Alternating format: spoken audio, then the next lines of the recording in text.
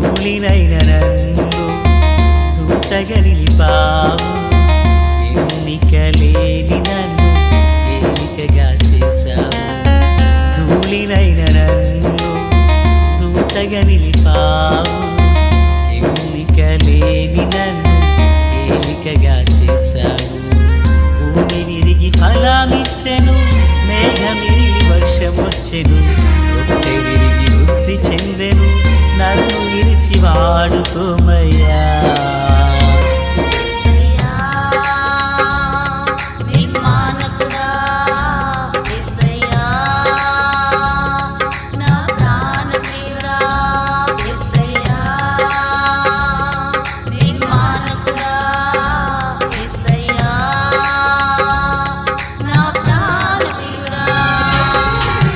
ధూళినైన నన్ను దూతగా నిలిపావు, ఎన్నిక లేని నన్ను ఏలికగా చేశావు. ధూళినైన నన్ను దూతగా నిలిపావు, ఎన్నిక లేని నన్ను ఏలికగా చేశావు. మన ప్రభు అయినటువంటి యేసుక్రీస్తు వారి పరిశుద్ధమైన నామంలో తండ్రి అయిన దేవాది దేవునికి నిత్యము స్తుతియు స్తోత్రములు, మహిమయు ఘనతయు ప్రభావములు యుగయుగములు ప్రభువునకే చెల్లునుగాక.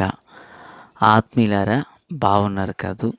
దేవుని మహాకృప వలన మరో పర్యాయం మనం ఇలాగనే కలిసి దేవుని వాక్యాన్ని ధ్యానం చేయుటకు గాను దేవుడు అనుగ్రహించిన ఈ మంచి తరుణమునకై మనం ప్రభుని ఎంతగానో స్తుతించి బద్దులమునై ఉన్నాం. దేవునికి స్తోత్రం. ఆదికాండము 7వ అధ్యాయము 11 నుండి 17 వరకు ఉన్న వచన భాగములు. 17వ వచనాన్ని చదువుచూ ఉన్నాను. ఆ జల ప్రవాహము 40 దినములు భూమి మీద నుండగా జలములు విస్తరించి వాడను తేలజేసినందున అది భూమి మీద నుండి పైకి లేచెను. ప్రార్థన. తండ్రి దేవా స్తోత్రాలు. చదవబడి ఉన్న ఈ మాటలు మీవి. వినుచున్న వారందరూ మీ వారు. మీ దాసుడనైనా నన్ను మరుగు చేసి దైవస్వరాన్ని వినిపింపచేయమని, మీ దీవెన ఆశీర్వాదం దయచేయమని, మహిమ పొందమని, కృపా దీవెన ఆశీర్వాదాన్ని విస్తరింపచేయమని యేసునామమున ప్రార్థించిన మనవులన్నీ పొందియున్నామని నమ్ముచున్నాము మా పరమ తండ్రి. ఆమెన్. ఆత్మీయులారా, బాగున్నారు కదా? ఈరోజు మనం నేర్చుకొనుచున్న అంశము వాడ భూమి మీద నుండి పైకి లేచెను. సంతోషం. పిల్లరా, 40 దినములు 40 పగళ్ళు ప్రచండమైన వర్షం కురిసింది. ఆ వర్షపు నీటికి ప్రవాహానికి ఈ వాడ భూమి మీద నుండి పైకి లేచింది. గమనించాలి, వాడ భూమి మీద నుండి పైకి లేచింది. ప్రియులారా, ఈ వాడ ఎంత బరువు గలది అని మనం గమనించినట్లయితే ఇది 450 అడుగుల పొడవుతో, 75 అడుగులు వెడల్పుతో, 45 అడుగుల ఎత్తుతో ఈ వాడ తయారు చేయబడింది. అయితే ఇందులో ఒక బైబిల్ స్కాలర్ ఏమని చెప్పారంటే 300 రైలు బోగీలలో ఎంత సరుకును నింపితే అంత సరుకును ఆ 300 రైలు బోగీలు మోసుకెళ్తాయో అంత బరువును మోయగలిగిన సామర్థ్యం ఈ వాడకుందంట. ఆత్మీయులారా, గమనించాలి, ఈ వాడ భూమి మీద నుండి లేచెను అని మనం చూస్తున్నాం. వాడ యొక్క విధానాన్ని చూసాం కదా. ఎందుకు వాడ భూమి మీద నుండి లేవాలి అంటే 7వ అధ్యాయం 4వ వచనంలో దేవుడు అంటారు, ఎందుకనగా ఇంకను 7 దినములకు నేను 40 పగళ్ళును 40 రాత్రులను భూమి మీద వర్షము కురిపించి నేను చేసిన సమస్త జీవరాశులను భూమి మీద నుండకుండా తుడిచివేయుదును.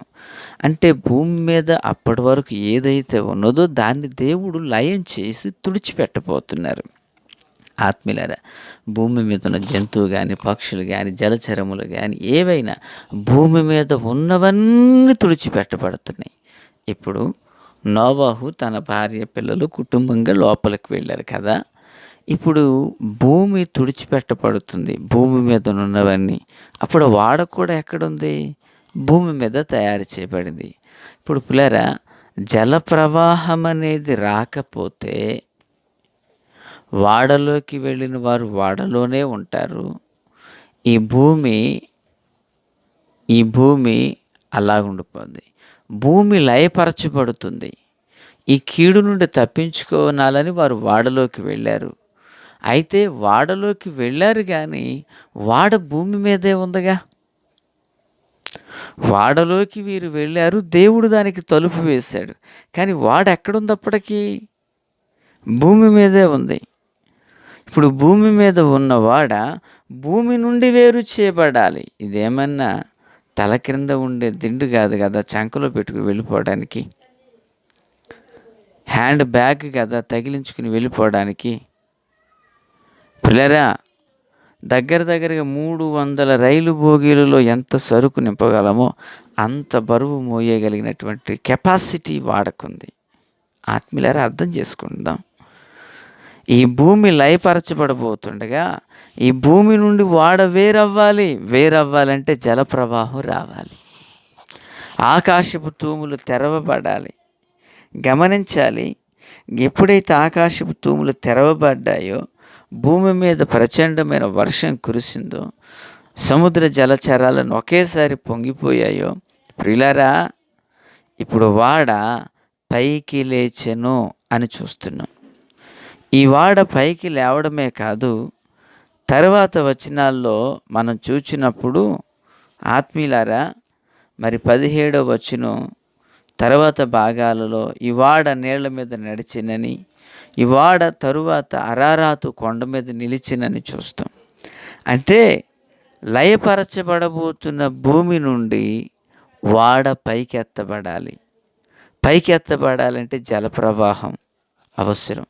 ఈ మాటలు వినుచున్న ఆత్మీయులారా, ఈరోజు ఆధ్యాత్మికంగా మనం కూడా ఓ ఉన్నత శిఖరానికి వెళ్ళాలంటే మన ఆత్మీయతలో ప్రార్థన ఎంత అవసరమో, మనకు ఆ ప్రార్థన సరైన క్రమంలో రావాలి అంటే మనకు శ్రమ కూడా అంతే అవసరం. శ్రమ లేకుండా మనము ఉన్నతమైన స్థానానికి వెళ్ళలేం. పరీక్ష లేకుండా మరో మెట్టుకు ఎదగలేం. కష్టించకుండా ఫలాన్ని పొందలేం. నిందించబడకుండా ప్రియులారా ఘనతను మనం స్వతంత్రించుకోలేం. ఈ మాటలు వినుచున్న ఆత్మీయులారా, అందరి జీవితాలు ఇలాగనే ఉంటాయి అనుకోవద్దు. దేవుని కృపలో ఒక్కొక్కరి జీవితాలు ప్రత్యేకంగా ఉంటాయి. నా ఉద్దేశం ఏంటంటే, కొన్నిసార్లు శ్రమలనేవి మనలను ఉన్నతమైన శిఖరాలకు నడిపిస్తాయి. కీర్తనకారుడైన దావీదు అంటాడు, నా ప్రాణము తల్లడిల్లగా భూదిగంతముల నుండి నేను నీకు మొర్రపెట్టుచున్నాను, ఎక్కలేనంత ఎత్తైన కొండపైకి నన్ను ఎక్కించుము అంటాడు. అంటే దాని అర్థం ఏంటి? నా ప్రాణము తల్లడిల్లగా ఏదో కలవరం ఆయనకు ఉంది. అయినను నా దేవుని పిల్లరా, ఆయన అంటాడు, ఎక్కలేనంత ఎత్తైన కొండపైకి నన్ను ఎక్కించు.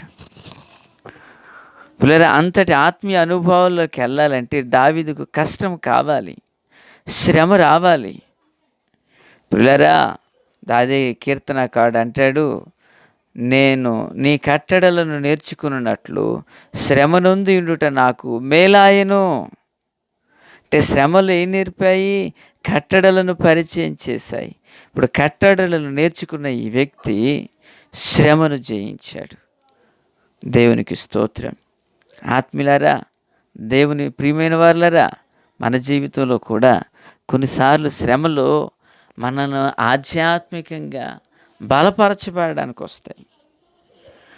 శ్రమలు మనలను దేవునికి దగ్గరగా చేయడానికి వస్తాయి.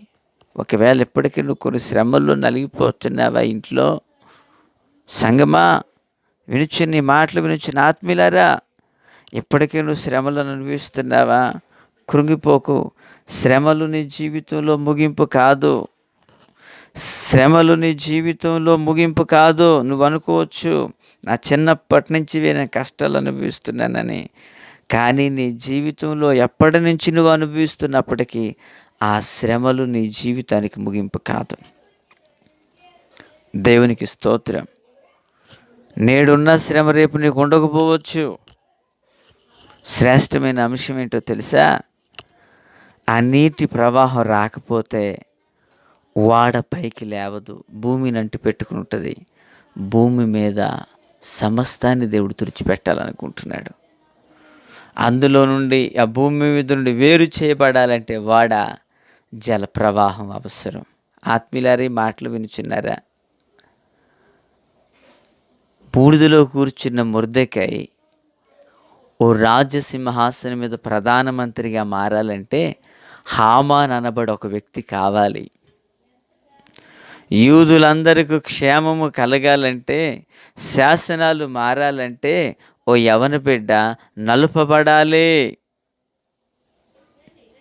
ఈ మాటలు వినిచిన ఆత్మీయులారా, మరి మన జీవితంలో లేదా నీ జీవితంలో శ్రమ ఎదురైనప్పుడు ఇంకెందుకు ఈ జీవితం అనుకుంటున్నావా? నన్నెవరు అర్థం చేసుకుంటలేదు అనుకుంటున్నావా? నిన్నెవరు అర్థం చేసుకుంటలేదని కృంగిపోకు. నిన్ను అర్థం చేసుకునే దేవుడు ఒక ఆయన ఉన్నాడు. శ్రమలు నీ జీవితంలో ముగింపు కాదు.